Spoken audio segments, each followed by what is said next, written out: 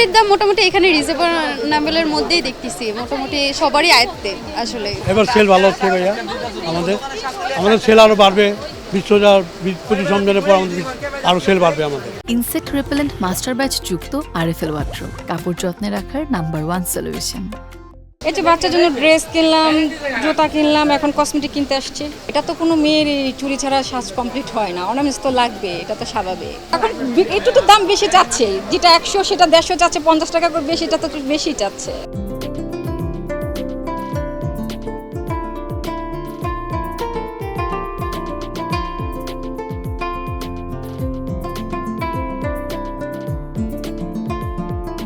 দাম একটু বেশি হয়েছে এবং ওনারা ফিক্সড প্রাইস আর নড়েই না।